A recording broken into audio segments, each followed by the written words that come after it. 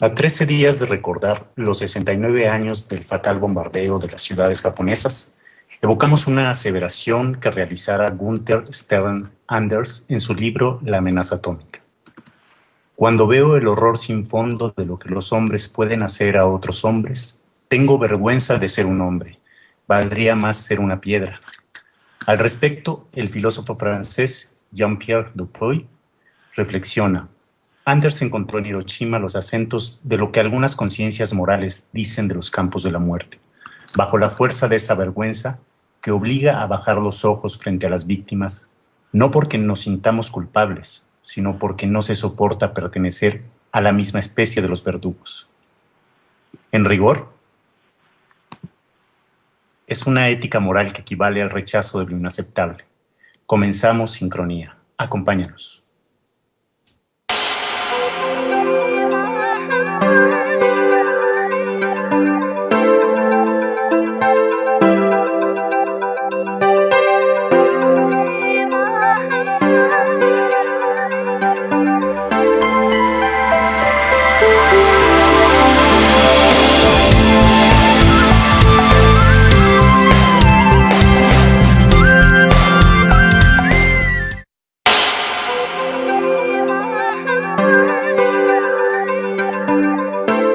Buenas noches, muchas gracias por estar aquí con nosotros. Hoy tenemos varias secciones muy interesantes después de la introducción de Raúl bastante fuerte, en donde nos dice que es preferible ser piedra a ser miembro de la especie humana. Pues bueno, esperemos que balancemos esta aseveración con los logros que ha tenido el hombre, la mujer, el ser humano a lo largo de la historia, y que pues es lo que no ha permitido que no nos suicidemos en masa. Entonces, pues bueno, para eso está Vicente Aldrete con cine, Angélica Santana con libros, hablaremos de Simone Weil en nuestra mesa política. Y pues bueno, comenzamos en primer lugar con un libro espléndido que nos va a comentar Angélica Santana, que es de Erasmo de Rotterdam, Elogio de la locura. Buenas noches, Angie, muchas gracias por estar con nosotros. Hola, buenas noches, Marta, muchas gracias. No, gracias a ti, adelante. Muchas gracias, pues me da mucho gusto tener la oportunidad de charlar con todos aquellos que nos hacen favor de escucharnos sobre este texto maravilloso, Elogio de la locura de Erasmo de Rotterdam. Y bueno, me identifico mucho con lo que encuentro en las palabras de un Erasmo de Rotterdam que escribe este texto en 1500, bueno, tiene la idea en 1509, en 1511 sale la primera versión en latín. Y bueno, como muchas personas, yo no sufro de locura, sino la disfruto todo el tiempo. Entonces, Erasmo de Rotterdam empieza, este texto es maravilloso porque tiene un protagonista, pues, impredecible y tan extravagante como es la locura. Es la locura quien habla en esta obra. Y empieza hablando en una especie de expiación de culpas, diciendo que no es necia la locura, y hablando de todas las bondades que tiene la locura en la naturaleza, en las ciencias, en las artes. Habla de todo lo aburrido que sería la vida, digamos, si la locura no le diera esa pimienta a todas las situaciones de la vida, si no le añadiera esa cualidad a todas las experiencias de la vida.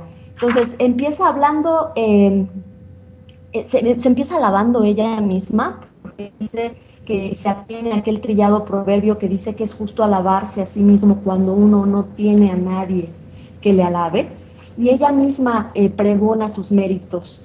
Dice que es ella la que dispensa todos los bienes. Se llama también la estulticia, dice ella. Dice, las cosas nos gustan y encontramos en ellas mayor voluptuosidad cuanto más peregrinas son. Y si alguien cree que esto no basta para aparentar que lo comprende, ríe y aplauda, y ejemplo del asno mueva las orejas, para que los demás vean que lo ha comprendido a la perfección. Dice la locura que ella es muy transparente, dice la locura que ella no se puede esconder, que se nota, pues, que a diferencia de algunas otras virtudes, bueno, que ella no lo es, pero ella es muy transparente, ella se da a notar. Habla de la sabiduría y cómo, por ejemplo, algunas ciencias o las ciencias que más se acercan a la locura son aquellas ciencias que son más felices. Pero también hace la diferencia entre dos tipos de locura. Aquella locura que llama como nostálgico extravío de la razón y aquella locura que tiene que ver con cuestiones más de ambición, con cuestiones más de apego a la cuestión material. Por ejemplo, hay una parte que es como deliciosa donde dice la locura: mías son las hierbas, si las hay, mías las oraciones, mía aquella fuente que no solo devuelve la pasada adolescencia, sino que lo que es mejor la conserva perpetuamente. Ay, por cierto, dice que la locura es mujer. La locura también, bueno, aquí es ya Erasmo de Rotterdam quien en este delicioso libro empieza o aprovecha a darle ahí un refilón de sátira, que bueno, todo el libro es una sátira, de hecho, a todas las, por ejemplo, los escritores, los poetas, los sacerdotes, como pues su vida sería muy triste, dice Erasmo de Rotterdam, si la locura no les invadiera, ¿no? Y bueno, algunos los deja fuera de su cofradía, la locura, o sea, se deslinda de algunos personajes, por ejemplo, se deslinda de los jugadores, ¿no? Dice que los jugadores, pues que esa locura es así una locura muy loca, ¿no? Que lleva más bien a la ira, entonces que pertenece más bien a la cofradía de la ira más que a la de la locura. De algunos otros no se deslinda, por ejemplo, de los comerciantes no se deslinda, de los, bueno, hay un marcaje personal del señor de Rotterdam contra los religiosos, ¿no? Porque dice, su vida sería muy triste porque están alejados completamente de lo que, pues, desvirtuados completamente de lo que tendrían que hacer, ¿no? De la caridad. Entonces, pues, eso los hace muy, imagínense, su vida sería muy triste si en realidad hicieran lo que tendrían que hacer, ¿no? Que sería, pues, no sé, ser realmente humanos, hacer trabajos duros, hacer ayunos, y pues realmente no hacen eso. Entonces la locura es la que les tiene que ahí dar una ayudadita para que su vida, esa vida de dispendio, esa vida de privilegio, esa vida, lo está diciendo en 1509, ¿no? Que todavía hoy pues vemos que nuestra clase religiosa está completamente apartada de esos preceptos divinos, ¿no? Que Cristo no estaría de acuerdo porque pues no sé, la caridad se ha quedado olvidada. Habla de los príncipes, ¿no? De los príncipes y les da duro y a la cabeza. Dice que, bueno, sería muy triste sin la locura, todo esto se han alejado de procurar el bien común, ¿no? Y solamente están pensando en cuestiones personales, en dispendio con los bienes de toda la gente, del pueblo, ¿no? Entonces, es un libro bien, es un texto, un trabajo bien interesante, una sátira de principio a fin. Él mismo, ya casi al final del texto, dice: si encontráis en mi discurso demasiada petulencia o locuacidad, pensad que quien os ha hablado es la locura, que además es mujer.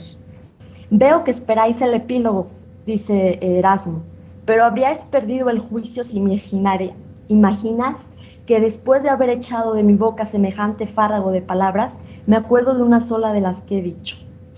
Y dice, y él mismo cita un antiguo proverbio: detesto al convidado con memoria, odio al oyente que la tenga. Adiós pues, aplaudid, vivid y bebed, celebérrimos iniciados de la locura. Entonces, todo este elogio de la locura, esta sátira en la que aprovecha para, manifestar su molestia en contra del statu quo de la gente más poderosa, se convierte también en un texto divertido, en un texto profundo de un estudio, pues, del ser humano en toda su complejidad, Marta.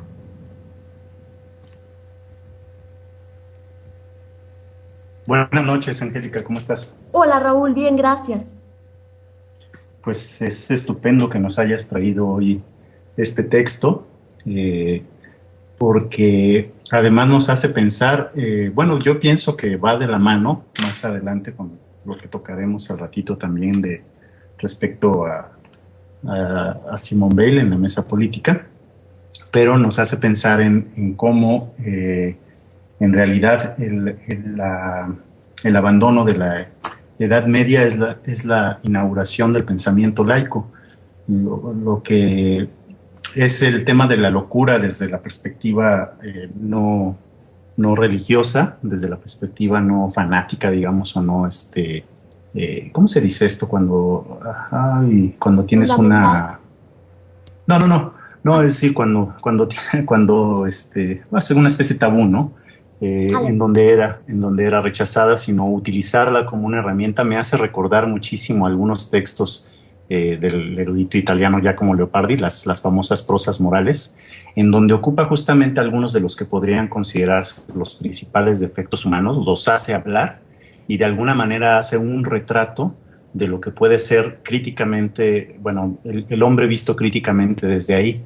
Yo siento que esta es la perspectiva de Erasmo y fundamentalmente, digamos, la crítica va dirigida hacia la Iglesia. Claro que tuvo problemas para ser aceptado este material o este texto en su momento histórico, pero bueno, pues por primera vez, decía yo, una moral laica que sin proponérselo hace una crítica horizontal de los seres humanos, dejando de lado la religiosidad, y también ignorando que un poco tiempo después ellos serían los inauguradores de lo que ahora llamamos Renacimiento y de la Edad Moderna dentro del proceso histórico de los hombres, para quienes consideran que la historia es algo útil.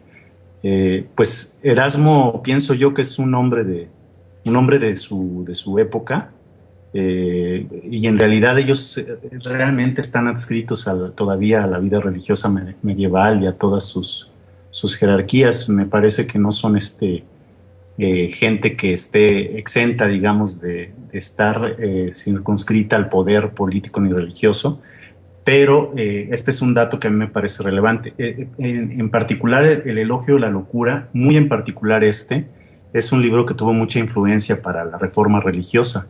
Es sabido que él tuvo un fuerte intercambio intelectual con Lutero, y también, por ejemplo, la traducción que hizo de los textos del Nuevo Testamento funcionaron para utilizarse lo que después sería la versión protestante de la Biblia inglesa, bueno, del Nuevo Testamento, la King James Bible, ¿no? La que autoriza Jacobo I, que es el sucesor de Isabel. Es toda una época fascinante de la vida humana. Bueno, a mí me encanta, ¿no? Está por un lado Shakespeare, el teatro isabelino, del otro lado los italianos haciendo toda esta obra de pintura, escultores, arquitectos. Sí, es fascinante y bueno, claro, él está inscrito ahora lo podemos reconocer como una de las grandes figuras de ese periodo de la historia.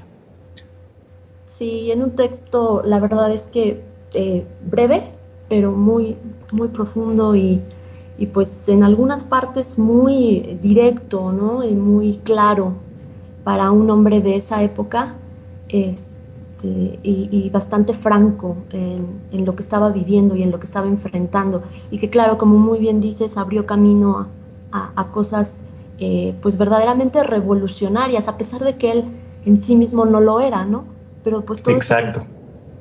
todo este pensamiento es muy franco, es muy...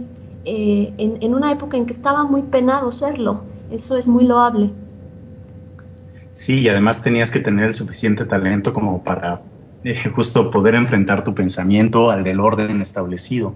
Y lo que dices, en realidad muchos podrían suponer que, por ejemplo, Tomás More o Erasmo de Rotterdam eran unos súper revoltosos, revolucionarios y gente que estaba contra el poder. No era necesariamente así, sino por el contrario, cuando de alguna manera trata Lutero de apoyarse en sus seres linda totalmente. Entonces es muy interesante esto que mencionas también. Sí, hay una parte inclusive donde a la misma locura le da náusea. Dice la locura, yo misma me asusto y me dan náuseas del comportamiento de esta gente que puede tener tanto poder y lo tan mal utiliza, ¿no? Entonces ahí cuando debo entrar en acción para que tengan una vida más llevadera. Entonces la forma en que lo está manejando y al mismo tiempo está, pues, no sé, coadyuvando en mejorar la situación, aunque sea en el mediano o largo plazo, es muy interesante. Muy recomendable este texto para quien no se haya acercado a él. La verdad es que para mí fue muy grato saber que ahora que lo revisé, que pues hay varias personas, por lo menos dentro de mi círculo cercano, que lo han revisado y que es un texto que ahí debiéramos tener, porque tristemente muchas situaciones que revisé acá y que sabemos siguen sucediendo. Pues yo fíjate que no lo puedo disociar de ninguna manera de Utopía de Tomás Moro, además de bueno que también fueron grandes amigos, y me parece que este par de materiales nos hacen percibir con suficiente claridad no solamente cómo ha sido el proceso de la inauguración de la modernidad, acompañado, digamos, de todos estos discursos, ¿no? Descartes por un lado y todo esto, pero cómo no terminan ellos de despegar completamente el pie de lo que fue la jerarquía eclesiástica, pero comienza, digamos, de alguna manera a girar el interés de la reflexión, de la filosofía y de la existencia en torno a la figura humana, no necesariamente a la religión. Y creo que ese ha sido uno de los pasos fundamentales en la vida en la historia de Occidente, al menos, de la historia occidental. Así es, Raúl. Y pues, bueno, pues sí, adelante, perdón, Marta. No, adelante, Raúl. No, bueno, solamente quería rápido, antes de que pasara más tiempo, recordar que hoy tenemos una selección de tracks, perdón que interrumpa así tan exabrupto, porque si no luego se nos pasa, que pertenecen al álbum Here Comes el Sun. Here Comes el Sun. Se trata de una excusa más para cantar y bailar al ritmo de los Beatles, pero esta vez en versión de son cubano, que es un tributo realmente bueno. Vamos a escucharlas un poquito más adelante cuando empecemos con la música. No sé, te me adelantaste, no, a mí no se me estaba olvidando, pero primero quería despedir a Angie como se debe. Y muchísimas gracias, estuvo muy bueno este libro Albedrío, Angie, con el espléndido libro de Erasmo de Rotterdam y tu magnífica explicación. Muchísimas gracias por haber estado con nosotros. Gracias Marta por dejarme entrar con ustedes en este paseo por las ideas y la locura. Gracias. Al contrario, gracias a ti y pues bueno, hasta la próxima sincronía y nos vamos, como dijo Raúl, con la música que seleccionó nuestra experta en este rubro, Lili Gutiérrez, como bien dijo, Here Comes el Sun, y la canción que vamos a escuchar es We Can Work It Out, en versión son específicamente. Vámonos con música, Raúl. Adelante.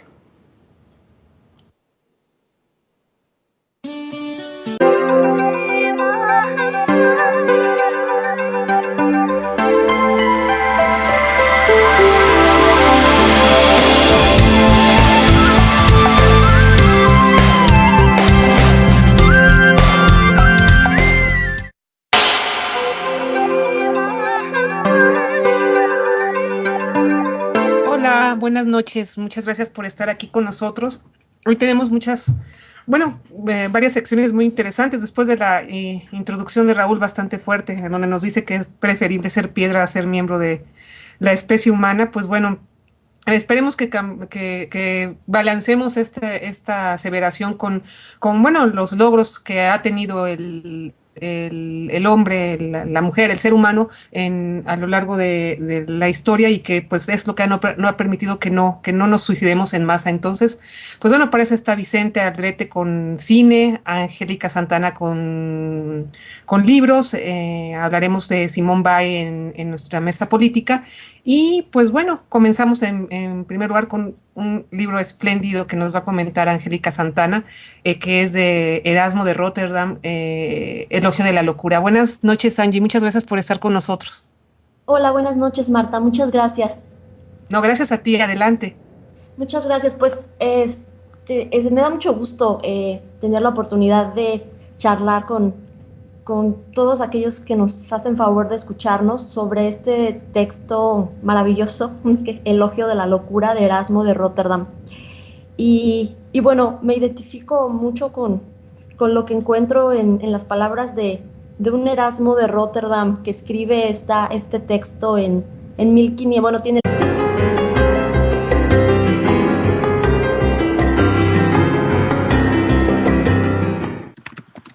A 13 días de recordar los 69 años del fatal bombardeo de las ciudades japonesas, evocamos una aseveración que realizara Gunther Stern Anders en su libro La amenaza atómica.